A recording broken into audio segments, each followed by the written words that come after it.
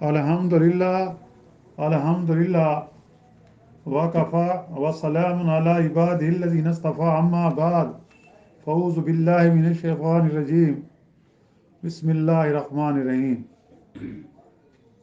قالوا یا ابانا ان کنتم صادقین، اگر تم سچے ہو تو ہمارے باپ دادوں کو لے آؤ. ہم خیر ام قوم تبع والذین من قبلہم اہلکناہم انہم کانوا مجرمین، کیا یہ لوگ بہتر ہیں یا تبع کی قوم کے لوگ، اور جو ان سے بھی پہلے تھے ہم نے ان کو ہلاک کر دیا، یقیناً وہ گنہگار تھے. سبحان ربک رب العزت عما یصفون وسلام علی المرسلین والحمد للہ رب العالمین. اللہم صلی علی سیدنا محمد وعلی آلہ وصحبہ وسلم. پارہ 25واں سورۃ الدخان کے آیات مبارکہ 36 اور 37 کی تلاوت کی گئی ہے اور ساتھ ترجمہ بھی کیا گیا ہے. جیسا کہ گزشتہ درس میں ذکر ہوا تھا فرعون کی قوم کے غرق ہونے کا اور فرعون کے غرق ہونے کا،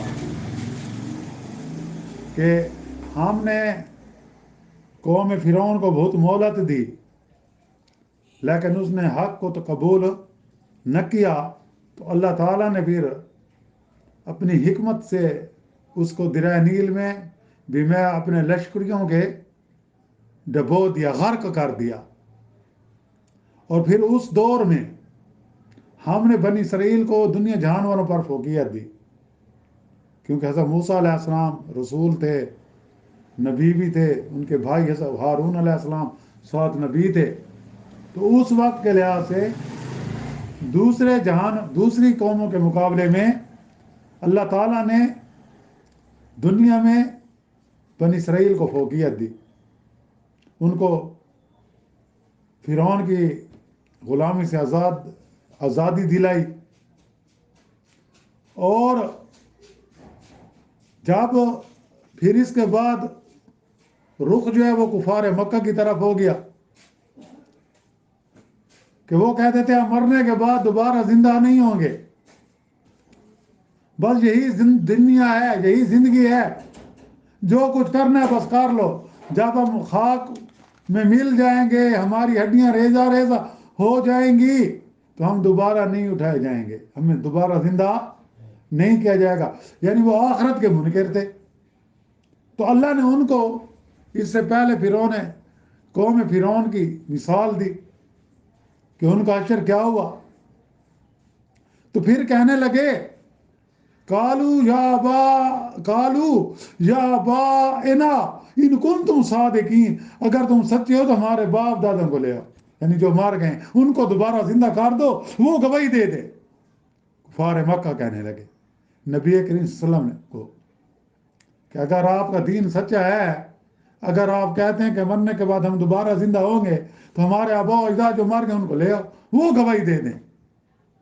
نبی کریم صلی اللہ علیہ وسلم اور مسلمانوں کو کافروں کی طرف سے یہ کہا گیا اگر تمہارا عقیدہ صحیح ہے، اگر تم واقعی سچے ہو، تم واقعی اللہ کے سچے پیغمبر ہو، اگر تم حق پر ہو، اللہ نے تمہیں نبوت کا تاج پہنایا ہے اور تم کہتے ہو کہ مرنے کے بعد ہم دوبارہ زندہ ہوں گے، قیامت کا دن ہوگا، ہم سے ہمارے اعمال کی بابت پوچھا جائے گا، تو پھر ہمارے باپ دادوں کو زندہ کر دو،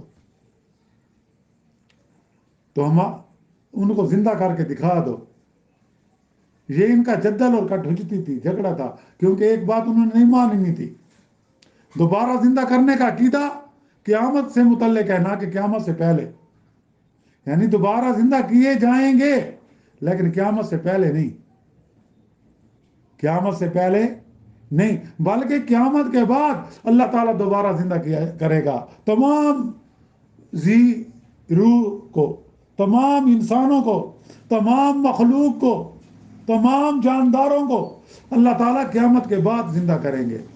حضرت آدم علیہ السلام سے لے کر قیامت تک جتنے لوگ اس دنیا میں آئیں گے، جو مر چکے ہیں یا ابھی آنے والے ہیں، قیامت تک جنہوں نے آنا ہے، ان سب کو اللہ تعالیٰ قیامت کے بعد زندہ قیامت کے دن کے بعد زندہ کرے گا، پہلے نہیں کرے گا. جب قیامت آئے گی تو وہ زندہ ہوں گے. یعنی پہلے نفخہ صور پھونکا جائے گا، سب لوگ چیزیں ختم ہو جائیں گی، فنا ہو جائیں گی. پھر اس کے بعد دوسرا نفخہ صور پھونکا جائے گا تو تمام جاندار کیا ہو جائیں گے؟ زندہ ہوں گے اور میدان حشر کی طرف جائیں گے. وہاں ان سے پوچھ گچھ ہوگی. تو یہاں یہ کہا گیا کہ ہم قیامت سے پہلے زندہ نہیں کریں گے. وہ کہتے ہیں نا کہ اگر آپ سچے ہیں ہمارے باپ دادا کو زندہ کر دو. اور پھر اللہ نے فرمایا اہم خیر قوم اہم خیر ام قوم تبع والذین من قبلہم اہلکناہم انہم کانوا مجرمین. کیا یہ لوگ بہتر ہیں یا تبع کی قوم کے لوگ جو ان سے پہلے تھے کہ ہم نے ان سب کو ہلاک کر دیا؟ یقیناً وہ گناہگار تھے. اب یہاں مثال کس کی دی؟ قوم تبع کی دی گئی. قوم تبع کون تھی؟ یہ نبی کے اسلام سے پہلے ہر نبی اپنی اپنی قوم میں آیا، جن میں یہاں یہی ہے کہ کفار مکہ کیا تبع اور ان سے پہلے کی قوم ہے. تبع جو قوم تھی یہ غالباً یمن کے علاقے کی سبا کی حکومت تھی تبع. تو یہاں یہ ہے کہ یہ قومیں عاد سمود وغیرہ سے زیادہ طاقتور تھیں اور بہتر ہیں. مطلب کیا ہے؟ کفار مکہ، یعنی کہ یہاں یہ وہ کہتے ہیں نا کفار مکہ کو مثال دی جا رہی ہے، کیا تم تبع قوم سے زیادہ طاقتور ہو یا اس سے پہلے کی قومیں، یعنی قوم عاد، قوم سمود وغیرہ، کہ وہ زیادہ طاقتور اور بہتر تھے یا تم ہو؟ اور جب ہم نے انہیں ان کے گناہوں کی پاداش میں ان سے زیادہ قوت اور طاقت رکھنے کے باوجود ہی ہلاک کر دیا تو یہ کیا حیثیت رکھتے ہیں؟ اب تبع سے مراد قوم سبا ہے، یہ یمن کے رہنے والے، یعنی کہ جس کا ذکر ہو چکا ہے اور آگے بھی شاید آئے، ملکہ سبا، جس کو حضرت سلیمان علیہ السلام نے دین کی دعوت دی تھی کہ ہدہد کے ذریعے ان کو خط بھیجا تھا.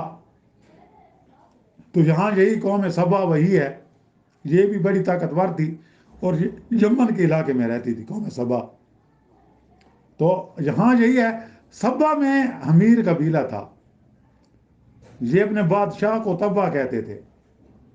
جس طرح بادشاہ کا لقب ہوتا ہے نا، جس طرح یہاں مصر میں جو ان کا بادشاہ ہوتا تو اس کو فرعون کہتے تھے، جتنے بھی تھے وہ فرعون کہلاتے تھے. اس طرح عراق میں جو بادشاہ ہوتے تھے ان کو نمرود کہا جاتا تھا. اس طرح کسی علاقے میں اس کے بادشاہ کو شداد کہا جاتا تھا. تو یہاں جو بادشاہ ہوتا تھا قوم حمیر میں ان کے قبیلے اس کو تبع کہتے تھے. جیسے روم کے بادشاہ کو کیسر کہتے تھے، اور اس طرح فارس کے بادشاہ کو کسرا کہتے تھے. کسرا شاہ ایران، کیسر، یہ ان کے لقب تھے دور قدیم میں. اور مصر کے حکمرانوں کو کیا کہتے تھے؟ فرعون. اور حبشہ کے فرمانروا کو نجاشی کہا جاتا تھا، یعنی کہ حبشہ کا جو بھی بادشاہ ہوتا تھا اس کو نجاشی کہتے تھے. اہل تاریخ کا اتفاق ہے کہ تبابا میں سے بعض تبع کو بڑا عروج حاصل ہوا. یہ تبع قوم کو، یعنی کہ یہ علاقہ بڑا سرسبز تھا یمن کا جہاں تبع کی حکومت تھی.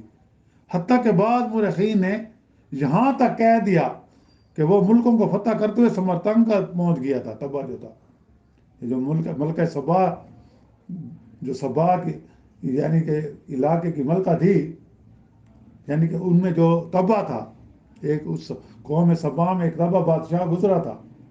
تو وہ کہتے ہیں کہ سمرقند تک اس نے علاقہ فتح کیا. تب سمرقند کیا تھا؟ افغانستان میں تھا اس وقت. آج کل جو ہے وہ روس کی ریاست میں ہے وہ، لیکن وہ بھی وہ آزاد ریاستیں ہیں ان میں ہے. تو وہ پہنچ گیا. اس طرح اور بھی کئی عظیم بادشاہ اس قوم میں گزرے ہیں اور اپنے وقت کی یہ عظیم ترین قوم تھی. یہ قوت اور طاقت، شوکت و حشمت، فراغت اور خوشحالی میں ممتاز تھی. لیکن جب اس قوم نے بھی پیغمبروں کی تکذیب کی ان کی بات نہ مانی، ان کو جھٹلایا، تو اللہ تعالیٰ نے ان کو بھی تہس نہس کر دیا، ان کا بھی نام و نشان مٹا دیا۔ اور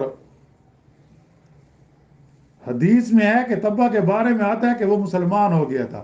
ایک روایت یہ بھی ہے، تبا جو بادشاہ تھا جب حضور علیہ السلام کے دور میں جو تھا، اس کو جب دین کی دعوت دی گئی، ایک تو ملکہ سبا تھی نا، ملکہ سبا حضرت سلیمان علیہ السلام کے دور میں، وہ بھی اسی قوم میں سے تھی، اس نے بھی اسلام قبول کر لیا تھا۔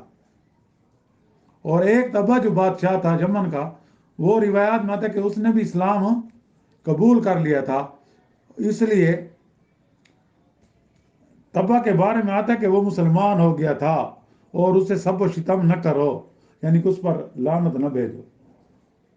تاہم ان کی اکثریت نافرمانوں کی رہی، یعنی کہ ہر دور میں جو ایمان والے ہوتے ہیں نا، وہ کم تعداد میں ہوتے ہیں۔ یہ اللہ تعالیٰ کی اپنی حکمت ہے، جس کی وجہ سے اکثریت کی وجہ سے ان کی ہلاکت کیا ہو جاتی ہے، مقدر بن جاتی ہے۔ جتنی بھی قومیں نکلی ہیں، جہاں حضرت نوح علیہ السلام کی، سب سے پہلے حضرت نوح علیہ السلام آئے تھے رسول بن، تو انہوں نے 950 برس رہے، یعنی تبلیغ کی، پھر اس میں چند لوگ ایمان لے آئے، جن میں 80 اور 100 کے قریب کہا جاتا ہے۔ پھر اس طرح حضرت حود علیہ السلام کا ذکر ہو، اس کی قوم میں بھی چند لوگ، پھر اللہ نے ان کو بھی تباہ کر دیا۔ پھر حضرت صالح علیہ السلام کی قوم سمود کا ذکر ہوا، تو اس میں بھی چند لوگ ایمان لائے، اللہ نے ان کی قوم کو بھی تباہ کر دیا۔ اس طرح حضرت لوط علیہ السلام کی قوم کو، حضرت شعیب علیہ السلام کی قوم، یعنی کہ ہر دور میں جو اہل ایمان ہیں ان کی تعداد کم رہی ہے، لیکن ایک چیز ہے، ان کے ساتھ اللہ کی مدد رہی ہے۔ اور نبی کریم صلی اللہ علیہ وسلم کی ذات گرامی کو دیکھ لو کہ کفار کے ساتھ جتنے بھی مار کے ہوئے، اہل ایمان کی تعداد کم تھی، صحابہ کرام کم تھے، اور ان سے جو مقابلے میں جو بھی تھا، جو بھی غیر مسلم تھے، وہ 3 گنا زیادہ ہوتے تھے، لیکن اللہ تعالیٰ ان کو فتح دے دیتا تھا۔ تو یہ ایک اللہ تعالیٰ کی اپنی حکمت ہے۔ یہاں یہ ہے، کفار مکہ کو یہ کہا گیا کہ تم اتنے بڑے طاقتور نہیں ہو پہلی قوموں کے مقابلوں میں، اور یہاں خصوصاً پہلے قوم فرعون کا ذکر کیا گیا، پھر ان کو یعنی ایک سبق دینے کے لیے کہ شاید یہ راہ راست پر آ جائے، تو اب قوم تبا کا ذکر کیا گیا ہے کہ وہ بھی بڑے جفاکاش تھے، بڑی ان کے پاس طاقت تھی، لیکن جب انہوں نے اللہ کی نافرمانیاں کی، اللہ کے انبیاء کی بات نہ مانی، تو اللہ تعالیٰ نے ان کو بھی تہس و نہس کر دیا۔ اس لیے تمہاری کیا ان کے مقابلے میں تمہارا کوئی جوڑ بھی نہیں ہے۔ اور اس میں آج کل یہ قرآن مجید قیامت تک کے لیے رہا ہدایت ہے، ضابط حیات ہے۔ ہمارے لیے بھی یہی ہے کہ ہم نام کے مسلمان بن کر نہ رہیں۔ ہم بھی سوچ لیں، ہمارے حکمران بھی سوچ لیں کہ اگر آپ نے اسلام کے خلاف، قرآن و سنت کے خلاف کوئی کام کیا، تو پھر تم بھی اللہ کی پکڑ سے نہیں بچ سکو گے۔ اور ہم مسلمانوں نے اگر قرآن کے احکام کو چھوڑ کر غیروں کے احکام اپنائے، تو پھر ہم بھی اللہ کی پکڑ سے نہیں بچ سکیں گے۔ اللہ سے دعا ہے کہ اللہ تعالیٰ ہمیں بقیہ زندگی قرآن و سنت کے مطابق گزارنے کی توفیق عطا فرمائے، اور ہم سب کے صغیرہ کبیرہ گناہ معاف فرمائے، اور اپنی رحمت سے تاحیات ہر قسم کے صغیرہ کبیرہ گناہوں سے بچا کر رکھے۔